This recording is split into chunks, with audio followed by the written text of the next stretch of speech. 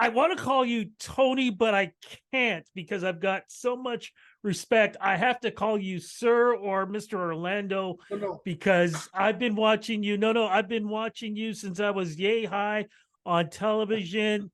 We've got your 45s, we've got everything. I come from old school family. I So you see have it, been man. part of my family for years. Well, that I'm humbled by that. Thank you so much. And that little thing you have around your neck, there's a certain spirit to that. I get it. And it is an old school thing. That is for maybe somebody out there that's too young to remember. You used to put that in a 45, the hole that's in the 45, so you could play it on your 78 turntable. And that's a real message about a time and an era long gone, but to be respected just as you've done it. God bless you for that. And sir, I have so much respect for you, your And will you call career. me Tony, please? I Call me Tony. can't. I Yeah, can't. you I can. can't. Yeah, you can. If you don't call me Tony, I'm leaving. Okay. Sounds this is so weird. Tony, Ah, boy. how does it feel knowing that for decades your music has crossed pop, rock, R&B, soul, country, all the genres? It didn't matter what skin color you were, your background. When your music came on, everybody Thank you. joined in and enjoyed it. Thank you. That's so nice of you to say that. You know, it's funny. I'm in my seventh decade of show business. 7 decades ago, I recorded a song called Halfway to Paradise. You weren't born yet. The writer of the song was Carole King. Yes. It was her first hit. She was a teenager. She was only 18 years old. When I think, as you just said, and I look back over my shoulder and I go, I would have been happy with 7 days in show business. 7 decades, 7 decades. And I'm still headlining in Vegas and here at the Falls Casino in Niagara Falls. Uh, I'm humbled by it because this is a tough business. I don't take it for granted. When you say to me that you have a feeling that you can't call me Tony because you have this childhood respect growing up for it, and that says a lot about you, by the way. It tells me that your parents ought to be very happy with the guy they brought up because you're a tribute to them. To have that statement and to say that shows the depth of your character. But you know what the truth is? I'm just as in awe of all this as you say you are. I look back in retrospect and go, did I do that? Did I really do all of this? This is a dream come true, a kind of a Disney-esque ride that I've been on. You know, And it's all, we've been part of that ride with you with so many great songs. You mentioned about Carole King, um, Don Kirshner too. What was it like working with these people, and what did they do for your career?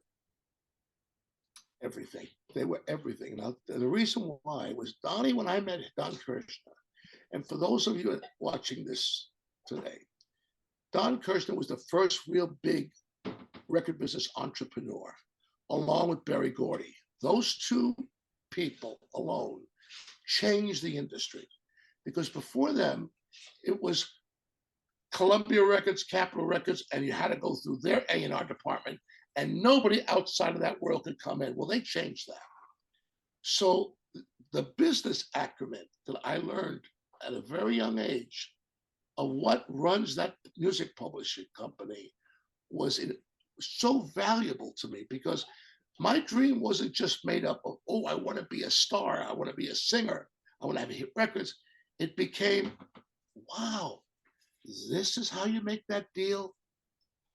Wow, that's why they call it show business. There's a business side to this. I'm an 8th grade graduate. I never saw high school. I've been to pay attention.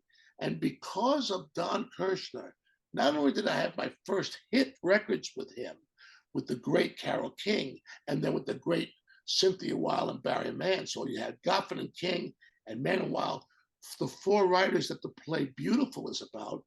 who are in the Rock and Roll Hall of Fame who hadn't had a hit record yet. But what he did teach me was, wait a minute, he used to say this to me, don't ever sign a contract.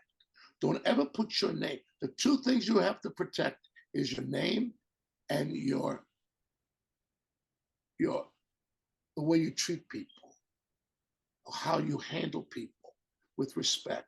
So those two things, your reputation and your signature. That's what he used to say. And I learned that from Donnie.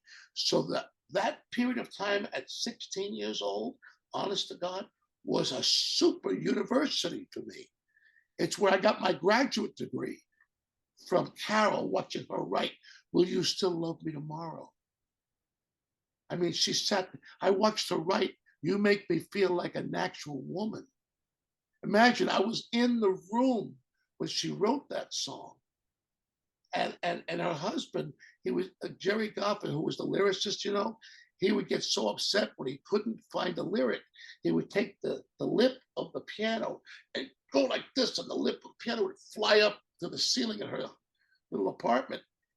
I can't get the line. I can't get this line. Finally, he comes back and says, "I got it. Like my soul to the lost and found, and you came by and claimed it." Wow. Imagine I was there for that magical moment when that iconic song was written. So Kirshner's office, Carole King, that whole period of time, Barry Mann, was the beginning of a university for me. And I graduated from that. And that's what it meant to me. That's how much impact it had on me. And I would love to go into Clive Davis also, because he was a big part of your career, but I know we don't have a lot of time. You've had so many hits over the years. The one, of course, that sticks out for me, and I'll explain why: "Tie a Yellow Ribbon Around the Old Oak Tree." There's something I've wanted to know since I was a child, because I remember as a kid debating in class in like grade 3 or 2, arguing about this song. Everybody said you wrote this song because you were in prison, and one of the young ladies from Dawn actually put ribbons around the tree. When you got out, you came out of a bus and you saw the ribbons, and that's why you wrote the song. I remember that as a child. Can you explain the inspiration, please? Guess what? I ain't changing that line. I'm sticking with it. I love it. Are you kidding? That's a better story than the actual story. I'm not messing with it. But if you want to hear the real story, yes, the real story, I didn't write it. I was merely the mailman that delivered the letter, so to speak. The writers, Irwin Levine and Larry Brown, they wrote it, but they were inspired by a movie that James Earl Jones made about a guy coming home from prison. It was a movie of the week, and it was handkerchiefs on the tree, not ribbons. And they changed it to ribbons, and therefore the story began. And it was a fable, kind of a not true story about a guy in prison in Florida. And he was coming home hoping that this lady would still love him, his girl. Would she put it? I told her, if she loves me and wants me back, just put one yellow ribbon, and she didn't. She put 100. And when Paul McCartney was asked by Geraldo Rivera what he thought about that song, kind of kiddingly, Paul said something very profound. He said, "You know what? It's one of the great love songs ever written, because she didn't put one yellow ribbon, she put 100." Amazing. So Irwin Levine and Larry Brown, they deserve the credit on that. And look what it did. And look what it did. Because of that ribbon hanging for veterans to come home from war, right, or from being held captive in Iran, it also ended up being the purpose for the pink ribbon for cancer and all those ribbons that represent all these wonderful charities. So it really had a lot of tentacles, a lot of depth to that little concept that went on. It raised millions of dollars for veterans. So I'm very proud to have recorded it. Thank you for finally explaining that. I'm going to tell that story from now. The one that you told is the best one of all. What was it like for you back then, also competing and working with Elton John, Paul McCartney, the Jackson 5, Young Michael? These are people that you've known, you're friends with. When you had your own television show and specials, they would be on it. What was it like to be around these people when people don't realize today, those artists and yourself were literally releasing singles and songs almost every couple of weeks. It was just a turnaround over and over again.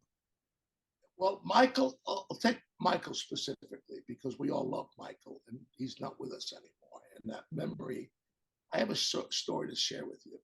So Michael had to be Around the Wall album. Although I met Michael when he was 10. Yes. You know, I met him when he was Jackson 5 on the 25th anniversary for Dick Clark's American Bandstand. I remember that clearly. But he never called me Tony. Even as he got into his early teens, he always called me Mr. Orlando. Mr. Orlando. So one day he comes up to my rehearsal hall where we were rehearsing for the TV show, a sketch, a comedy sketch. And he walks in, you know, shy. Mr. Orlando, never call me Tony. Mr. Orlando, could I watch how you do the sketches for television? I said, sure, Michael, sit down. He said, now we start the sketch. We're rehearsing, right? And I see him with a little book in his hand. He's writing notes. I go, Michael, what are you doing? He said, oh, Mr. Orlando, I'm writing some things I'm learning about how to do. What is the tape on the floor? I said, the tape on the floor? Oh, the tape on the floor. You see this tape on the floor to my right? Yeah, that's the couch that's going to be on the set. You see the tape over here? That's the chair. Oh, so they represent the pieces so you won't bump into them, right? I said, exactly. He said, I'm going to use that with my dancers. Hang on a second. I'm going to put tape on the floor so we don't bump into each other. Michael, always studying, always learning. I said, Michael, where did you get the white socks from? He said, oh, old school, like you, old school. I said, really? He said, Fred Astaire. When Fred Astaire danced, he always had just his white socks or white spats. This way, you can see his feet. And you get an idea of the way the feet are moving. I said, and he said, yeah, and Gene Kelly, he was another one who had white socks. And Jerry Lewis, he knew every old school performer down to the color of their socks and why they wore them. This was an extraordinary young man.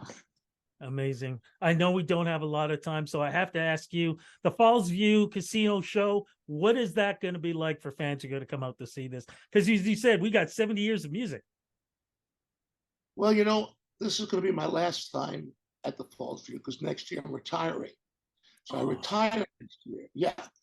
After 64 years, it's time. And so I'm looking forward to seeing those people who come. They've come every year. I've worked the Fallsview for almost, 15 years, maybe more. And it's my favorite venue. I love the sound in that room. I know Billy Joel just opened the 5,000 seat room there. He told me that he had a great time. Every time I've worked that hotel and that casino, I'm treated in such a way. I'm treated like the way you treated me on your show, with love and respect and open arms. And I want to thank you for that. And for those people who might come to the show, that this will be the last time you'll see me working on stage. My future will be basically, I'm going to write some Broadway shows, some film, write a book I've always wanted to write, and stay creative. But the touring days, they're over. Sir, your music will never be over in our hearts and our minds and our memories. I want to say thank you so much for this interview. God bless. And I hope sometime in the future I can interview again a little bit longer because I still have a ton of questions to ask. But for now, thank you so much. You can continue if you want. We don't have to stop. Well, I was told 15 minutes, so I like to keep it to time. That's the professional thing to do. As long as you want. We still have time? Yeah. Oh, well, you know what? I'm not gonna. How can I pass up you, that beautiful studio, that microphone that lights up, and that smile? How could I pass it up? If you want to continue on, fine. It's up to you. I've got still some more questions. Let's talk about Clive. Let's talk about Clive Davis then. What was it like working with him? And I know that he knew some of the things that you were up to because you were kind of moonlighting as a singer at the time when you kind of weren't supposed to. Right. What happened was he gave me an incredible job. And my job was to work with young songwriters, performers, and groom them. Now, remember, when I joined Clive, I was only 23 years old. And he put me in the position of general manager and then finally vice president of CBS. What? And I was there for 4 years with him. So I was representing Blood, Sweat, and Tears music, James Taylor music, and I signed Barry Manilow to that company. So I was having a great run, as they say. Well, Clive took me on when the British invasion came. When that happened, he said, look, you're not working. There's no Tony Orlando records being played. It's all Beatles and Rolling Stones now. Come to work for me. I go to work for him. And in that 4 years, about the fourth year in, I say to myself, a friend of mine coming in, Hank, remember the group called the Tokens? Of course. Lions Sing Tonight? Yes. Well, one of the Tokens, his name was Hank Bedros, came to me and said, Tony, I'm working for Clive now. And here's where the moonlighting came in. Hank says, I'm broke. I need $3,000 to pay my rent. I'm going to go on the street. Please, Tony, I got to help me out. Here's a record. Would you buy the record? So he plays me this master of a song called Candida. The same Candida you heard from me. The strings, everything. So I say, you know what, Hank? It's not for us. Because we're really interested in more of an album artist, not singles. But there was a record company that had singles artists, like the Partridge Family. Dimension, that was Bell Records, which later became Arista Records. So I go to Bell Records, I say, how do you like this song? Love it. $3,000, it's yours. He goes, we love the record. We don't like the artist. We don't think the artist is right. But if you change the artist to what we like, you know, more of a Drifters kind of, a Benny King kind of a vocal we need on that. So I go back and I tell this to Hank. Hank says, wait a minute, didn't you do demos with Carole King for the Drifters when you were younger? I said, yeah. He goes, Tony, put your voice on it. I said, Hank, I can't do that. I work for Columbia Records. Please, Tony, I'm broke. Well, he hit my soft heart. I said, I'll do it under one condition, that if it comes out, you don't, under any condition, you don't put my name on it. I don't want to lose my job. I don't care if you call the record Joe Schmo and the Nail Biters. Don't call it Tony Orlando. He goes, I promise, I promise.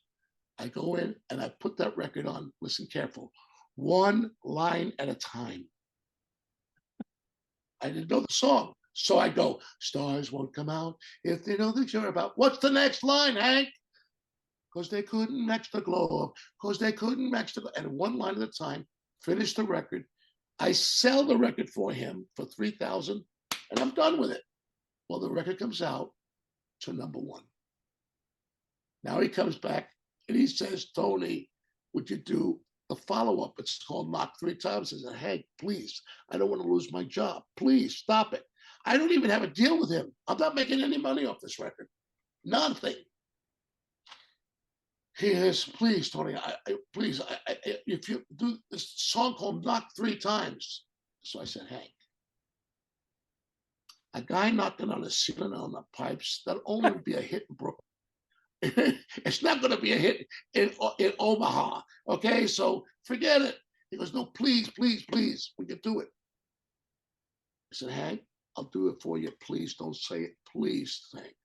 The record's not going to make it. I know it. There'll only be a hit in Brooklyn. Kidding him. The record comes out and it sells 4 million records. Now between Candida and that's 6 million records in 2 records. My eyes opened up to the dream. The dream was always to be a performer. So I go to Clive Davis and he says, why? Because you're Dawn? I said, you've always known I'm Dawn? So Rudy, basically, he knew when he said to me, Tony, it's the worst kept secret in show business. But then he said, go find your dream. And if it doesn't happen, you can always come home. I never forgot those words. And to this day, he's 90 years old. We still stay in touch. He's still a good friend. And really, he was like I said to you, Rudy, In the beginning, there was Don Kirshner. Yes. Then there's Clyde Davis. Then there's Fred Silverman of CBS, who gave me my television show. There's always one visionary that directs you, and the ultimate direction is from God. I really believe that. I believe that God's hand has been on me, and I'm grateful to Him to have these three great giant see-through people take me on my journey. But I know who was the director of that journey. Amen to that. So I'm curious though, when those songs were released, were you just known as Don? And if so, how did your other two vocalists become part of Tony Orlando and Don? Now I know why you have this show, because that's a great question. It's never been asked that way, really, because you made it very concise. Okay, so now I'm at that company. I record Candida. The producer goes to the record company and he said, remember I said, don't use my name. Yeah. So he gets the bright idea to name the group, or the so-called group that's on this record, because there wasn't a group, in the name of the president of that record company's daughter, thinking that he would get, yes, thinking he'd get special treatment because he named it after Steve Wax's daughter. So now the name of the group was Dawn, only because he figured if I named it Dawn, I'll get more attention. Okay. He comes back to me. I said, what is this Dawn? And he tells me why he named it that. Candida, knocked 3 times, it comes out as Dawn. Not until Yellow Ribbon did it go to featuring Tony Orlando. Why is that? Because when I decided to leave Clive, Diana Ross said to me, why don't you do what I did with the Supremes? It was the Supremes and then featuring Diana Ross, and then eventually Diana Ross and the Supremes. So Yellow Ribbon came out, Dawn, featuring Tony Orlando. When I got the TV show, Fred Silverman, who I mentioned to you earlier, one of the 3 gurus, he was the president of CBS. He's the guy that said, let's name the TV show Tony Orlando and Dawn. Now, how did I get the girls? How did they come in? Thelma and Joyce were part of a group called Hot Buttered Soul for Isaac Hayes. Wow. I was producing Barry Manilow. I hired them as background singers to my first session with Barry. Knocked 3 times was already #1. Candida was already #1. I now decided to go out, right? I left Clive to become Dawn. I see Thelma walk in. She's gorgeous. And behind the microphone, they sing unbelievable, because they sang the backgrounds to Heard It Through the Grapevine with Marvin Gaye, all of the 4 Tops records. They were the background singers of Motown. And they did Shaft with Isaac Hayes. In fact, it was Thelma of Dawn who said, shut your mouth to Isaac, when he said, that's right, he's a bad mother, shut your mouth. That's Thelma, right? So they became Dawn. And the name Tony Orlando and Dawn was because of the television series. I hope that answers the question. It's a long answer.